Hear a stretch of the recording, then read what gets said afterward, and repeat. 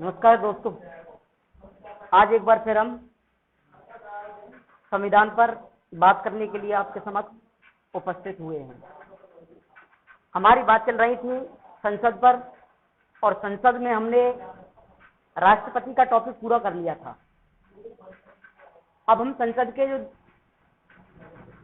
एक और अंग है उस अंग पर बात करेंगे। वह अंग है, जैसे संसद हमने जिस दिन पढ़ी थी उस दिन संसद के बारे में हमने बात की थी कि संसद के 3 अंग होते हैं। प्रथम है लोकसभा, दूसरा है राज्यसभा और तीसरा है राष्ट्रपति। राष्ट्रपति पर लगभग हम बात कर चुके हैं। अब हम दूसरे नंबर पर बात करेंगे राज्यसभा पर। आज हमने जो टॉपिक उठाया है वह है राज्यसभा। राज्यसभा के संदर्भ में हम जानकारी लेते हैं।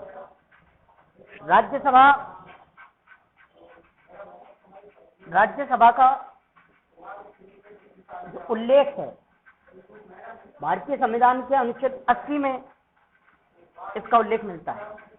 संरचना के बारे में बात करें तो भारतीय संविधान के 80वें अनुच्छेद में इसकी संरचना के बारे में जानकारी मिलती है। यदि हम इसकी सदस्य संख्याओं की बात करें, सदस्य संख्या अधिकतम सदस्य संख्या इसमें 250 हो सकते हैं, लेकिन वर्तमान में इसकी सदस्य संख्या 245 है। ये बात हमें याद रखनी है। ये 245 जो सदस्य हैं, इन सदस्यों में से 233 सदस्य निर्वाचित हैं। 233 सदस्य निर्वाचित हैं तथा इनमें से 12 सदस्य राष्ट्रपति द्वारा मनोनीत।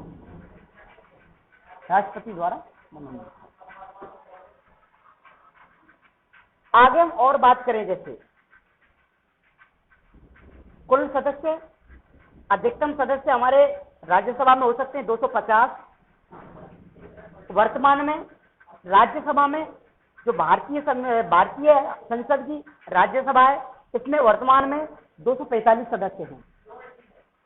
इन 245 सदस्यों में से 233 सदस्य निर्वाचित सदस्य हैं।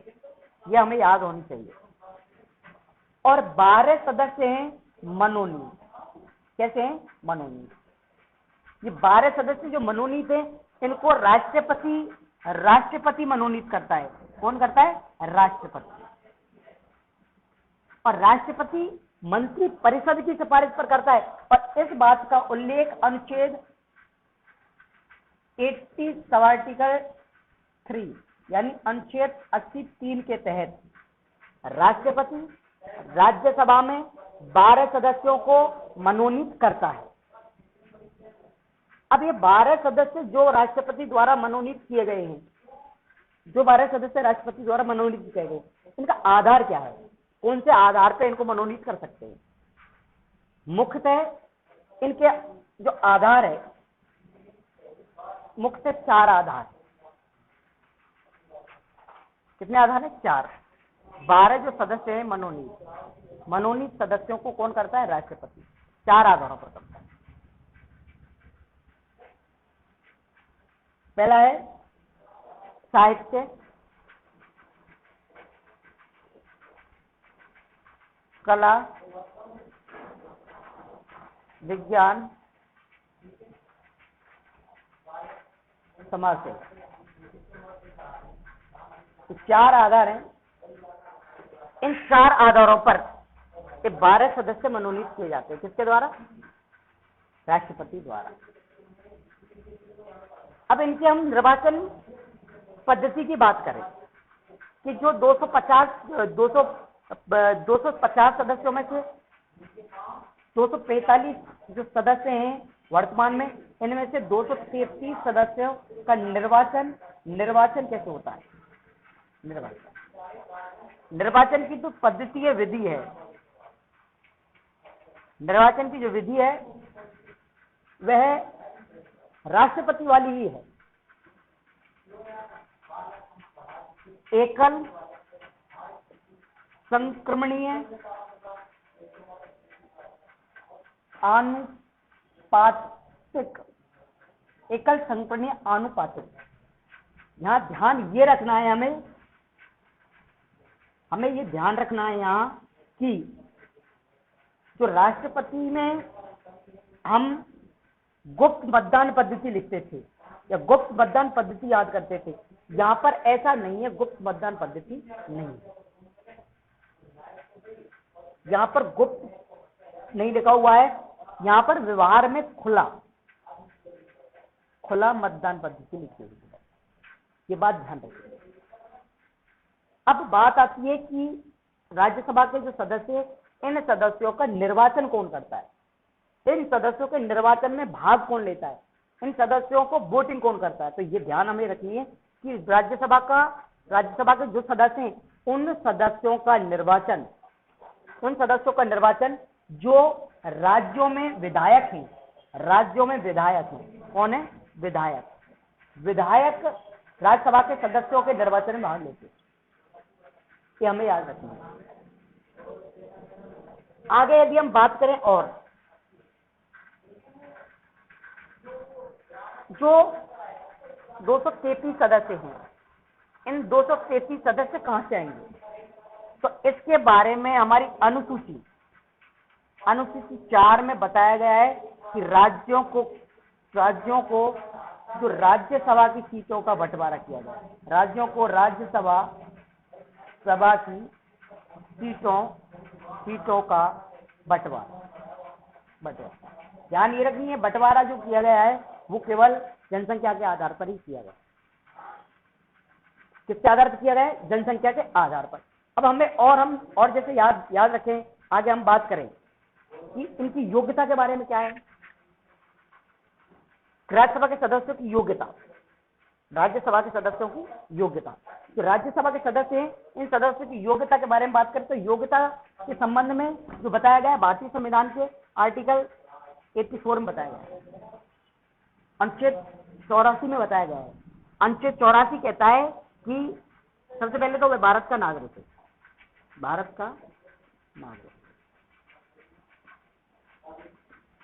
का नागरिक। दूसरा जो अनुच्छेद है, दूसरी जो इसकी योग्यता है, वह उसकी न्यूनतम याद रखिए, न्यूनतम आयु 30 वर्ष है।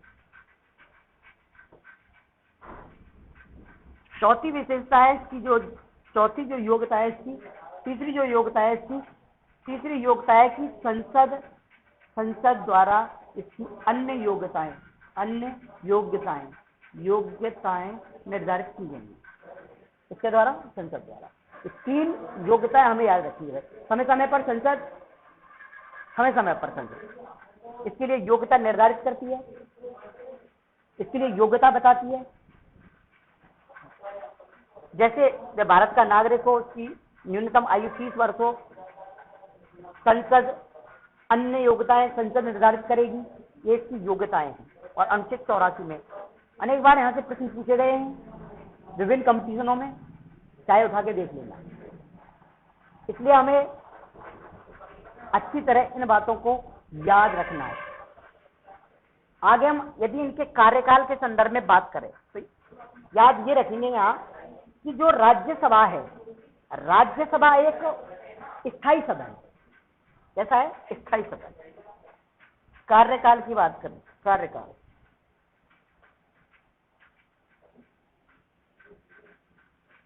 कार्यकाल की बात करें तो इसका कार्यकाल, किसका कार्यकाल की बात कर रहे हैं, राज्यसभा का कार्यकाल। राज्यसभा का कार्यकाल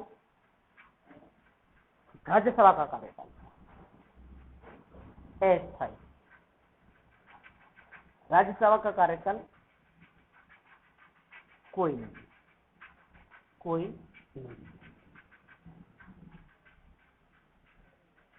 क्यों नहीं है, क्योंकि यह एक स्थायी सदन है। कैसा सदन है? स्थायी। राज्यसभा का कोई भी कार्यकाल नहीं है, क्योंकि यह कैसा है? स्थायी सदन है। राज्यसभा के जो सदस्य हैं उन सदस्यों का कार्यकाल होता है कि एक सदस्य का कार्यकाल 6 वर्ष होता है। ये बात हमें विशेष याद रखनी है। यदि प्रश्न आए कि राज्यसभा का कार्यकाल कितना है, तो राज्यसभा का कार्यकाल निर्धारित नहीं है। राज्यसभा का कोई कार्यकाल नहीं है। राज्यसभा एक कैसा सदन है? स्थायी सदन है, यह हमेशा बना रहेगा। इसके सदस्य का कार्यकाल 6 वर्ष है, क्योंकि इसके सदस्य हैं अनुच्छेद 83 के तहत प्रत्येक 2 वर्ष में 1/3 सदस्य अवकाश ग्रहण करते हैं। क्या ग्रहण करते हैं? अवकाश। इसलिए इसके सदस्य का जो कार्यकाल है कितना हो जाता है? एक सदस्य का कार्यकाल 6 वर्ष हो जाता है। तो हमें ये 2-3 चीज हमें याद रखनी है कि जो राज्यसभा है, राज्यसभा का कोई कार्यकाल नहीं होता, क्योंकि ये कैसा सदन है? कैसा सदन है? ये स्थायी सदन है। इसके सदस्य का कार्यकाल कितना होता है? 6 वर्ष होता है।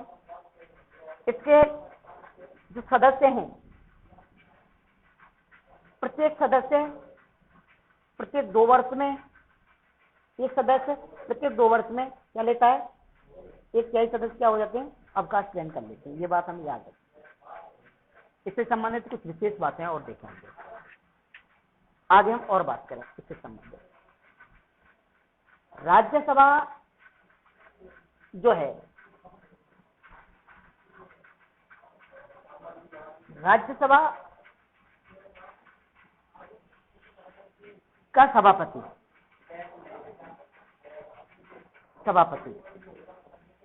राज्यसभा का जो सभापति होता है, ध्यान रखेंगे, राज्यसभा का जो सभापति होता है अध्यक्ष नहीं होता। नंबर 1 बात तो यही ध्यान रखना। अध्यक्ष शब्द का प्रयोग राज्यसभा के लिए नहीं किया जाता है।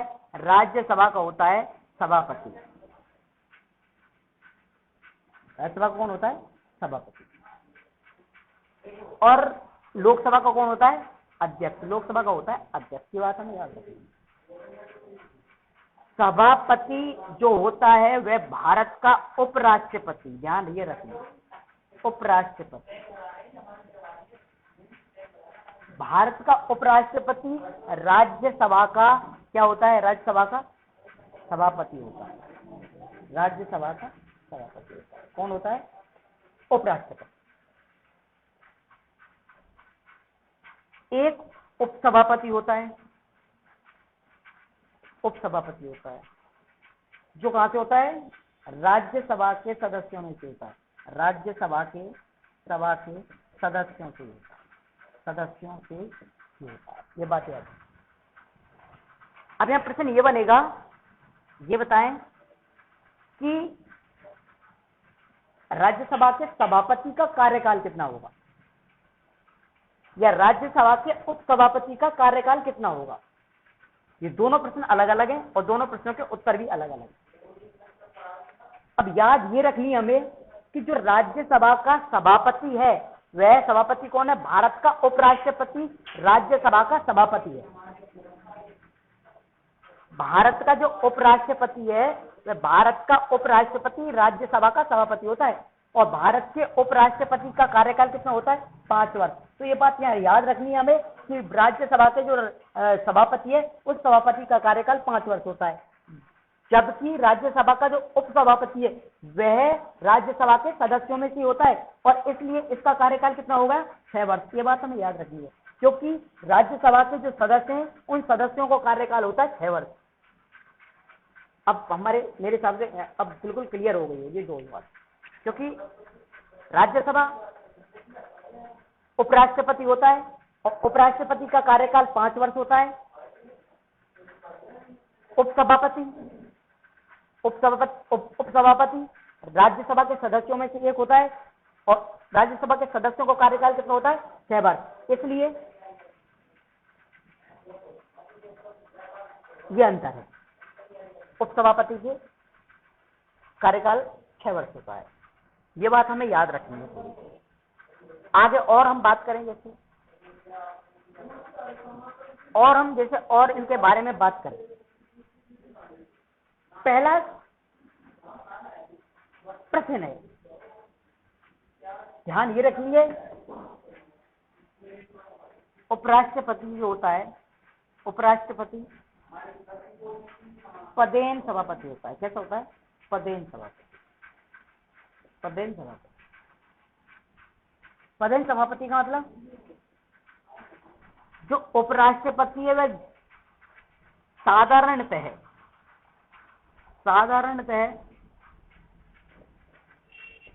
मतदान प्रक्रिया में भाग नहीं लेगा। मतदान प्रक्रिया में भाग नहीं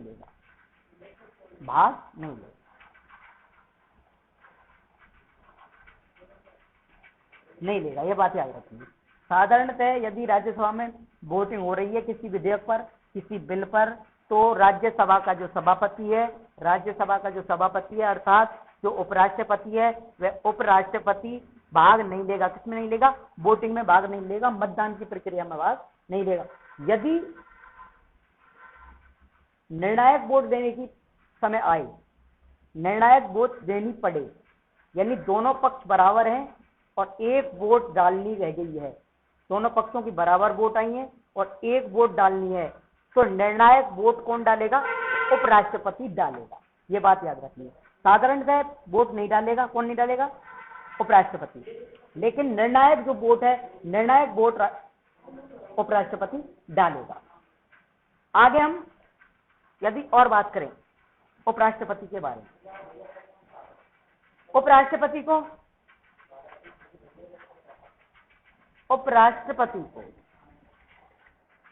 हटाने की जो प्रक्रिया से संबंधित बात है, यदि उपराष्ट्रपति संविधान का उल्लंघन करता हुआ मिला तो उपराष्ट्रपति को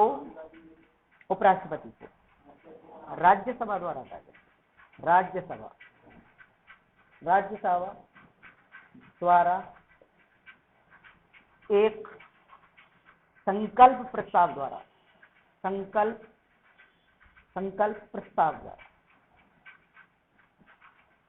द्वारा हटाया जाए। बात ये याद रखिए, यदि राष्ट्रपति संविधान का उल्लंघन करता हुआ मिला, तो वह किसके द्वारा हटाया जाएगा? राज्यसभा के द्वारा एक संकल्प प्रस्ताव द्वारा हटाया जाएगा। राज्यसभा इस प्रस्ताव को तात्कालिक बहुमत से, याद रखेंगे ये बात, इस प्रस्ताव को तात्कालिक बहुमत से पास कर देगी, तो यह प्रस्ताव कहां जाएगा? लोकसभा में।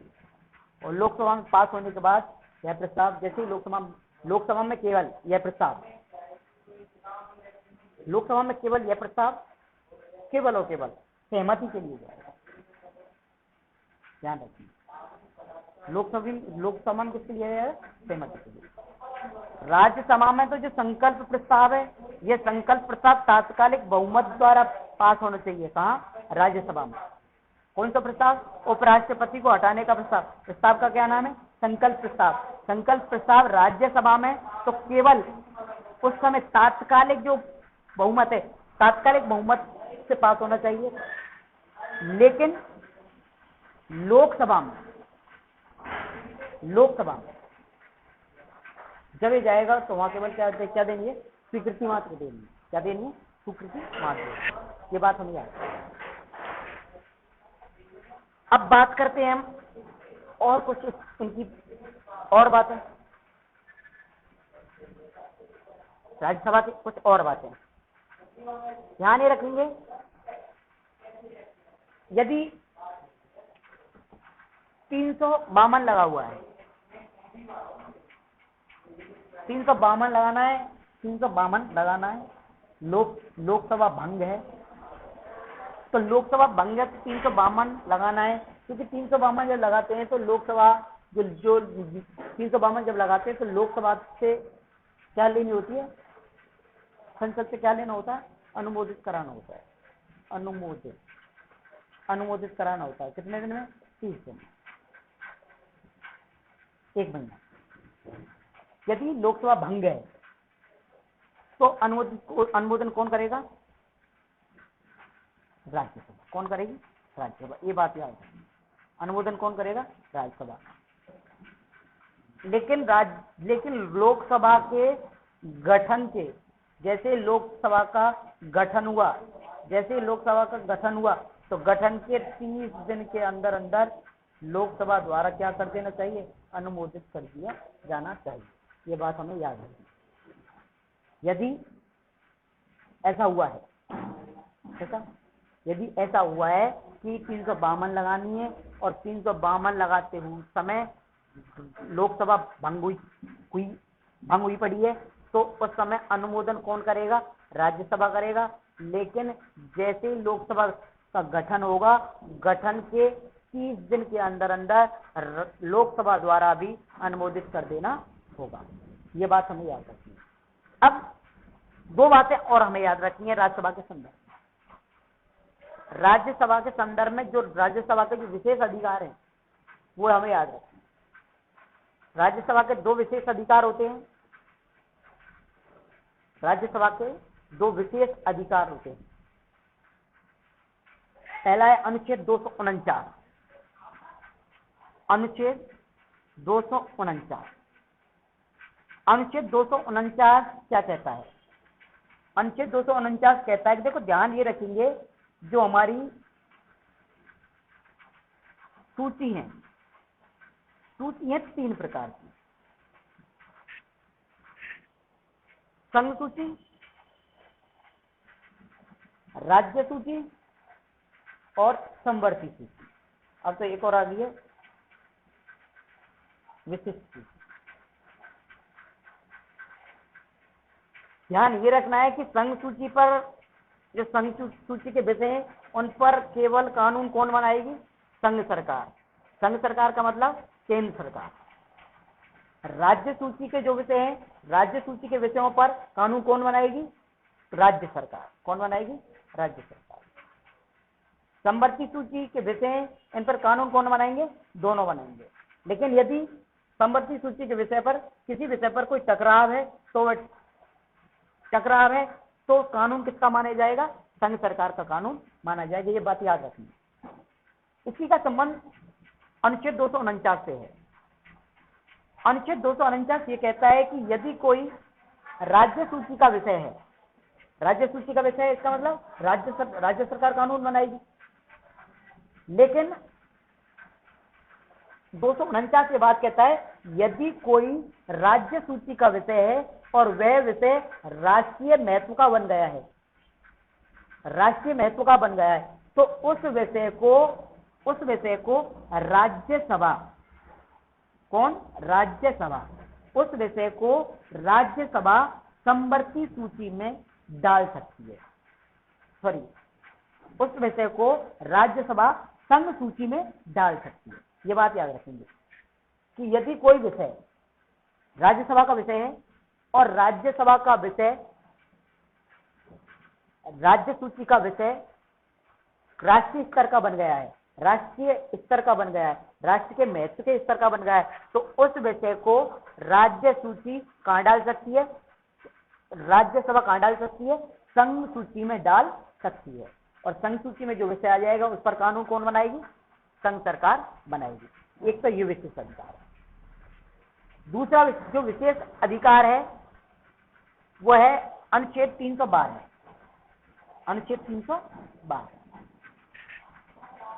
अनुच्छेद 312 जो है, अनुच्छेद 312 कहता है कि नई अखिल भारतीय सेवा का सृजन कौन करेगा? राज्यसभा का। कौन करेगी? राज्यसभा। 312 कहता है कि यदि नए अखिल भारतीय सेवा पद का सृजन करना है, कोई नई अखिल भारतीय सेवा पद बनाना है, तो कौन बनाएगी? राज्यसभा बनाएगी और इसका अधिकार कौन कौन देता है? अनुच्छेद 312। ये 2-3 बात हुई आज राज्यसभा में, इतना ही। और यहाँ से आगे हम अगली क्लास में पढ़ेंगे। जय हिंद।